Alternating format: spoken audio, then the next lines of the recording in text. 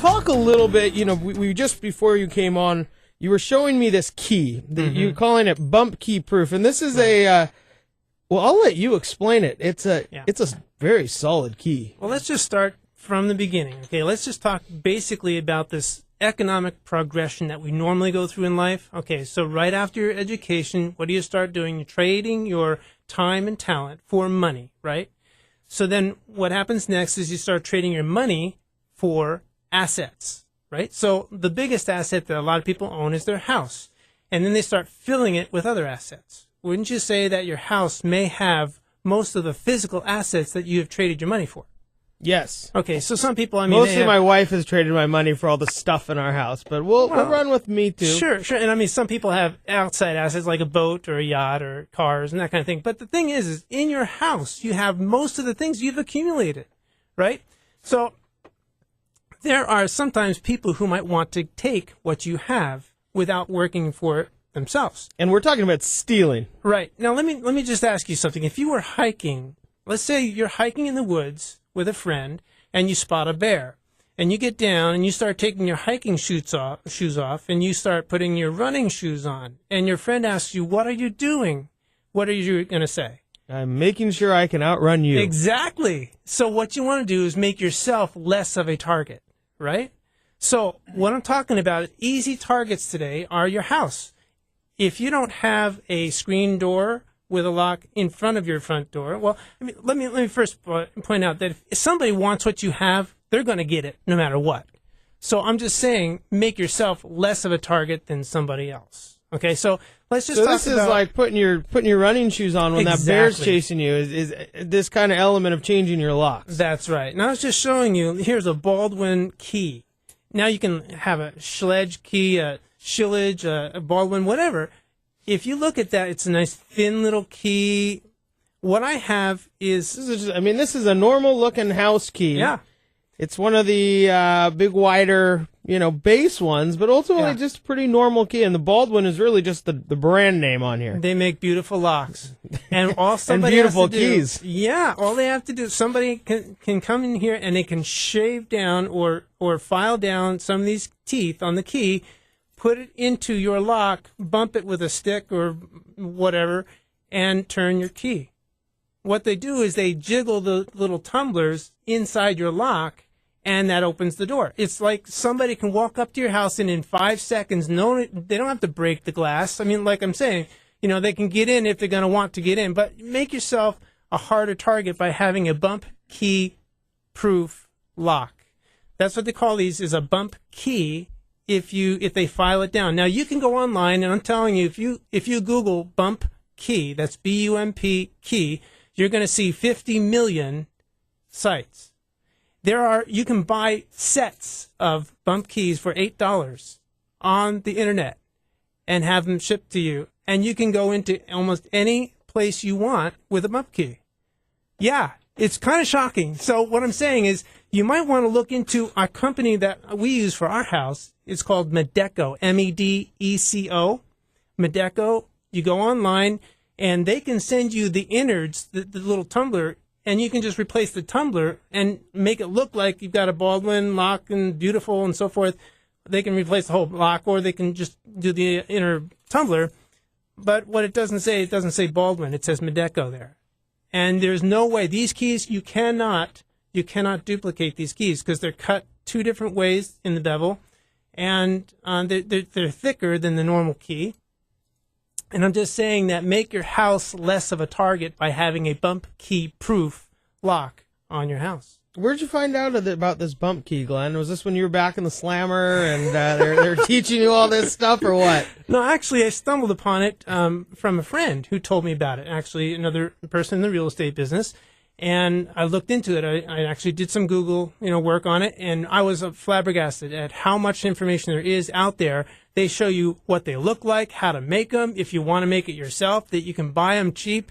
And I'm telling you, 50 million sites, there are a lot of people out there with bump keys, and you just got to be aware of it. I wanted you to be aware of it today. That's why I brought it up. Well, so Glenn, let's kind of tie this back into what people are looking financially, right, because people may want to steal your right 50-inch TV, 60-inch TV, jewelry, these these things, right? Sure. And I think you make a really good point. Make yourself less of a target, which doesn't take a lot of work. Right. No, it's real simple.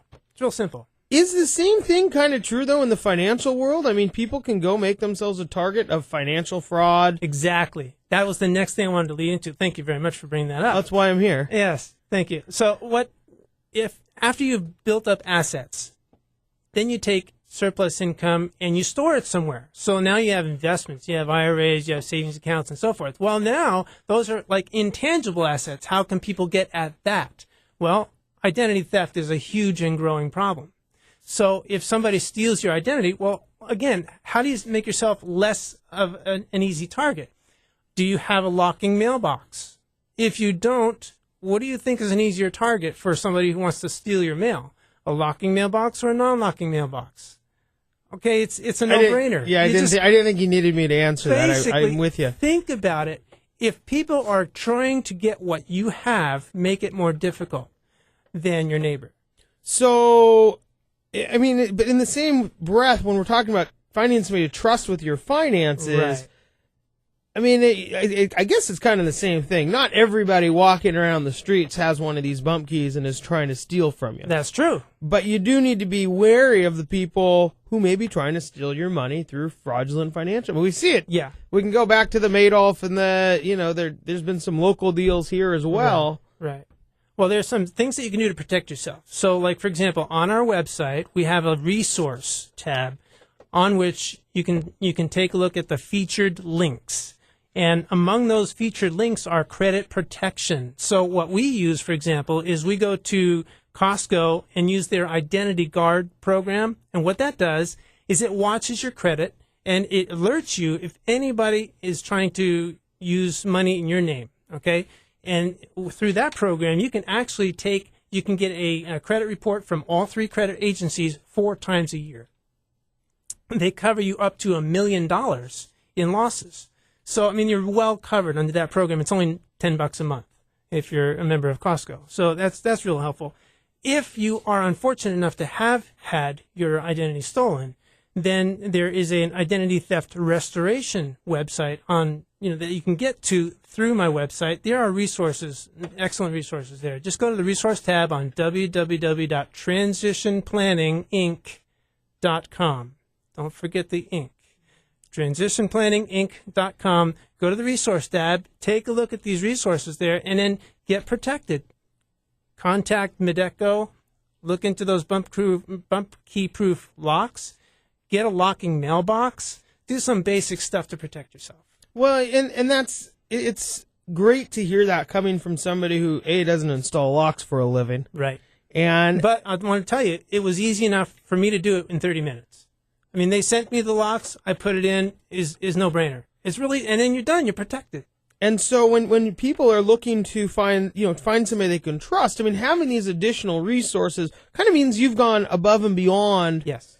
what a lot of financial planners do. I don't know a lot of financial planners who are so, they're so wide, such an array of information when it, it comes to, say, a bump key or trying to make sure that your locks don't get broken into, your house doesn't get broken into. Right. Well, last month when I was here on the 16th, we talked about what do you want to protect. We talked about the fact that your economic value is the most important thing to protect because all of your dreams and your family's dreams rely on the fact that you're going to be there to earn the income, right?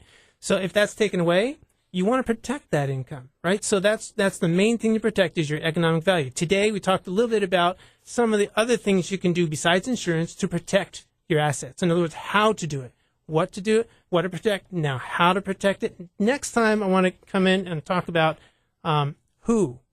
Who is it that you are trying to protect?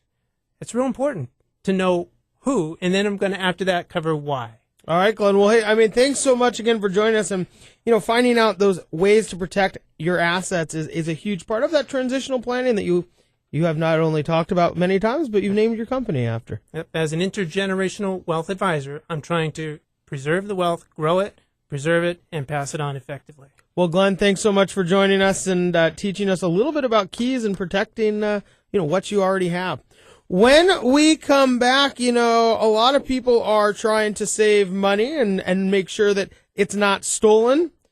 by the IRS and in their when they're taking your tax money. When we come back, Boyd Scoff is going to join us, our resident CPA, and talk a little bit about how to make sure the IRS doesn't come rip you off. My name is Ben Brash, and that was Glenn Thiessen. You're listening to Brash and Oliver.